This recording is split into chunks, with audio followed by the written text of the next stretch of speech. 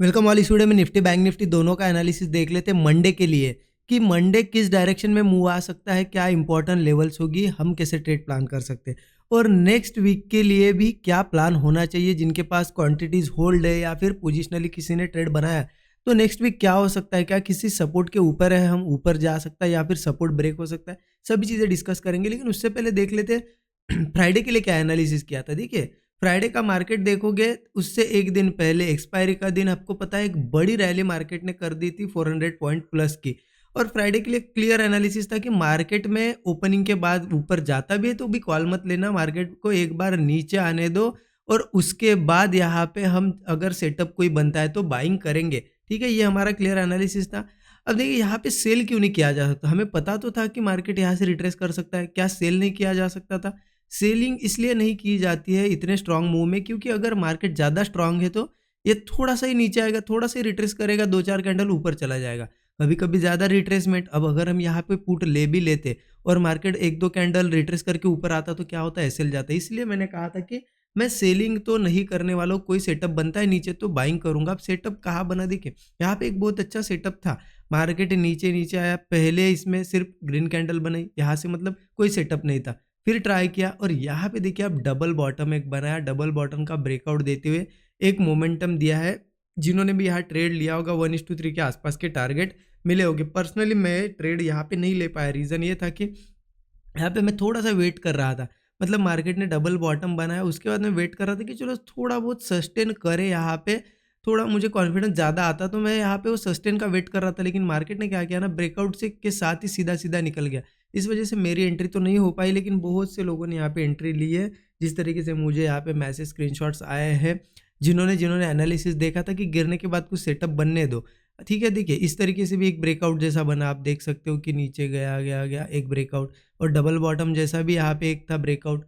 तो यहाँ जिन्होंने ट्रेड लिया और इस साइडवेज में जब हुआ तब निकले भी होगे तो भी 1:3 के आसपास जरूर मिला होगा, 1:2 के ऊपर ही मिला होगा अगर बड़ा भी स्टॉप लॉस लगाया होगा। जरूर कमेंट में बताइए ट्रेड आपने लिया या नहीं लिया। ठीक है, और वीडियो को लाइक कर दीजिए क्योंकि नए साल का पहला वीक तो हो गया ख़त्म। ठीक है, तो क्या इस वीक आपने इतने वीडियोस देखे इस चैनल पे, क्या पसंद आ रहे हैं नहीं आ रहे, मुझे कमेंट में ज़रूर बताइए। या कुछ उसमें अपडेट करने होंगे या फिर मुझे कुछ यहाँ पे सुधार करना होगा तो भी बताइए ज़रूर कमेंट में। ठीक है, और वीडियो को लाइक नहीं किया होगा तो जल्दी लाइक कर दीजिए। अब देखते हैं ट्रेड कैसे करना है। ठीक है, तो उसके लिए क्या करते हैं ना, यहाँ पे हम वीकली चार्ट में एक बार दिखा देता हूँ। वीकली चार्ट इसलिए देखना जरूरी है क्योंकि बैंक निफ्टी में वीकली चार्ट पे एक बहुत ही बढ़िया सपोर्ट के ऊपर है, तो वो आपको हेल्प कर सकता है अगर आपके पास पोजिशनली कुछ ट्रेड होगा। देखिए बैंक निफ्टी में वीकली चार्ट ओपन कर दिया और वीकली चार्ट के बाद यहाँ मैं एक ऐसी मार्किंग कर देता हूँ, लाइन मार्क करता हूँ। अब इस लाइन का इंपॉर्टेंस थोड़ा सा समझिएगा। देखिए ये लाइन मैंने मार्क कर दी, इसका इंपॉर्टेंस अगर देखोगे ना 2022 से ये चलती आ रही है। अगर 2 साल से भी ज़्यादा अगर किसी ट्रेंड लाइन को सपोर्ट ले रहा है, मार्केट सपोर्ट कर रहा है, तो इसका मतलब क्या है कि स्ट्रांग है कहीं ना कहीं। देखिए यहाँ से भी मूव आया, यहाँ से भी मूव आया, इसके आसपास से मूव आया, यहाँ से नीचे आया था, देखिए कितनी बड़ी स्ट्रांग कैंडल मतलब रिकवरी करते हुए ऊपर गया, यहाँ से भी देखिए मूव आया। अब कहीं ना कहीं यहाँ पे हम खड़े हैं। अब यहाँ से क्या हो सकता है, दो ही चीज़ें हो सकती है, एक तो नए हाइज यहाँ पे बनेंगे, ब्रेकआउट आएगा, या फिर ब्रेकडाउन आएगा। लेकिन अभी के लिए ब्रेकडाउन कब कंसिडर किया जा सकता है, चलो नीचे इसके नीचे अगर वीकली कोई कैंडल क्लोज हो तो। अभी के लिए तो क्या है ना, इसके ऊपर है तो इतना समझिए कि कहीं ना कहीं बुलिश जोन में है, बुलिश जोन में है। यहाँ पे थोड़ा सा अपसाइड के ट्रेड जो हो गए ना हमारे, उस पर फोकस थोड़ा ज़्यादा हम रख सकते हैं डाउन साइड के ट्रेड के बजाय, क्योंकि डाउन साइड तो क्लियरिटी आएगी जब ये सपोर्ट ब्रेक होगा, डाउन साइड हम जा सकते हैं। ठीक है, तो अगर मान लो बैंक निफ्टी ऊपर जाएगा तो निफ्टी तो रुका नहीं रहेगा ना, निफ्टी भी ऊपर जाएगा तो बैंक निफ्टी का सपोर्ट निफ्टी को मिल सकता है। ठीक है और निफ्टी का भी अगर देखा जाए, निफ्टी भी एक डेली चार्ट अगर मैं लगा दूँ ना, एक ट्रेंड लाइन के ऊपर ही ट्रेड कर रहा है। अगर ऐसे मैं मार्क करूँ यहाँ पे, देखिए इस तरीके से यहाँ से थोड़ा नीचे से मार्क करता हूँ, सो आपको समझ में आएगा। देखिए जहाँ जहाँ से बड़े मूव आए ना वहाँ पे मार्किंग करता हूँ। देखिए यहाँ पे मार्क कर दिया मैंने, ठीक है, यहाँ पे, और ये बीच में देखिए, क्योंकि यहाँ से देखिए एक बड़ी रैली आई थी, फिर नीचे आया, फिर रैली आई, फिर इसके आसपास से ही ऊपर गया और फिर उसके आसपास ही है। तो यहाँ पे भी कहीं ना कहीं हम सपोर्ट के ऊपर है, तो ध्यान रखना जब तक सपोर्ट के ऊपर है थोड़ा कॉल साइड देखेंगे, नीचे जाता है तो पुट साइड देखेंगे। प्लान कहाँ करना है ट्रेड, तो उसके लिए क्या करते हैं, 15 मिनट चार्ट पे चलते हैं। 15 मिनट चार्ट पे आ गए हम, एक चीज़ तो दिख रही है कि चलो ट्रेंड लाइन के ऊपर ही है हम। ठीक है, तो अब क्या कर सकते हैं ना, मार्केट ने एक अच्छा मूव भी दिया है, ठीक है, एक रिट्रेसमेंट भी की है।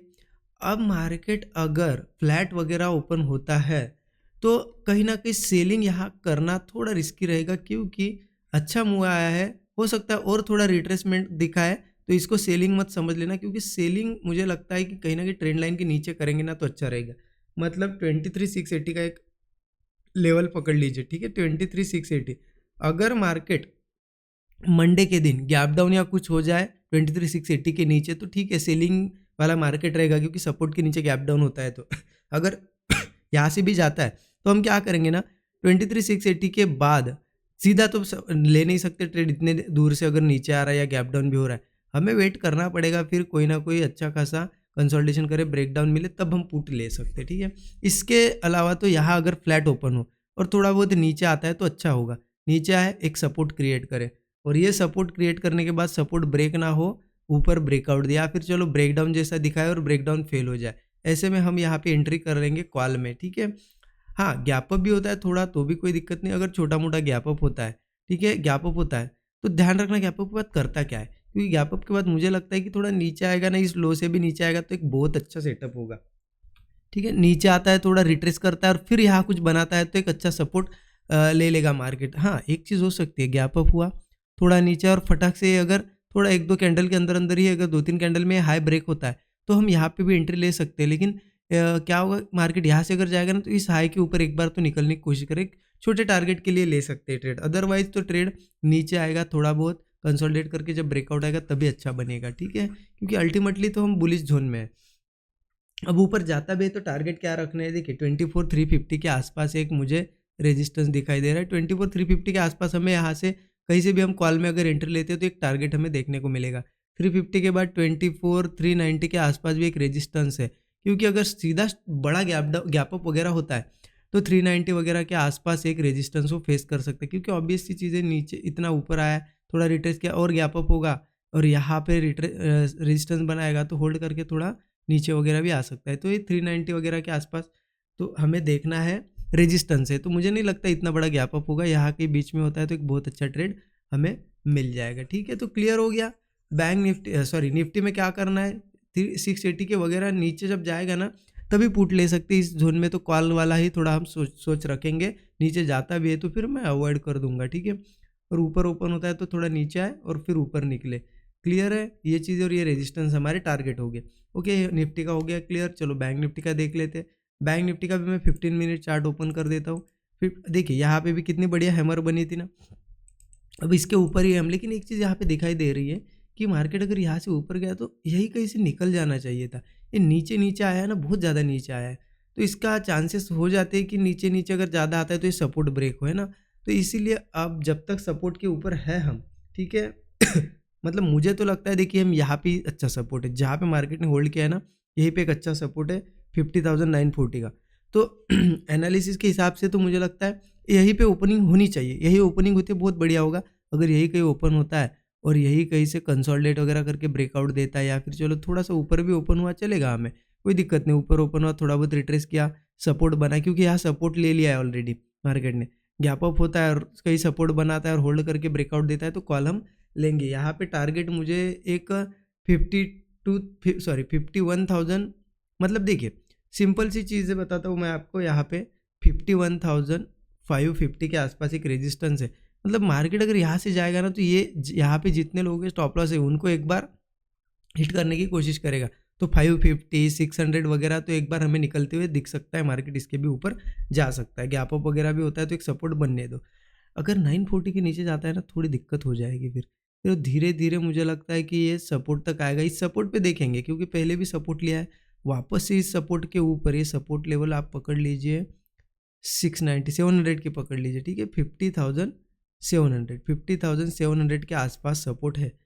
मुझे तो लगता है कि 50,940 के ऊपर से ही जाना चाहिए, अगर नीचे आता है तो फिर एक हमें रुकना पड़ेगा 700 के लिए, यहाँ कुछ बनता है तो ठीक है, क्योंकि इसके नीचे एक बार गया और सस्टेन करने लगा तो फिर बहुत दिक्कत हो जाएगी, क्योंकि ये क्या है आपको भी पता है, वीकली चार्ट की ट्रेंड लाइन है, अगर एक बार इसके नीचे ब्रेकआउट दे दे और मार्केट 1 आवर वगैरह की कोई कैंडल क्लोज दे तो धीरे धीरे ये नीचे के लिए निकल जाएगा, इसीलिए सस्टेन करना जरूरी है अगर मार्केट को ऊपर जाना है तो, ठीक है।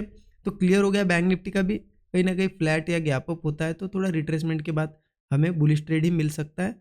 बियरिश ट्रेड लेना होगा तो 50,700 के नीचे ही ले सकते हैं, और बाकी ऊपर जाएगा तो ये हाई एक बार ब्रेक होगा, ये हमारा एक टारगेट हम रख सकते हैं। ठीक है, सिंपल सा एनालिसिस, ज़्यादा कुछ कॉम्प्लिकेटेड नहीं है।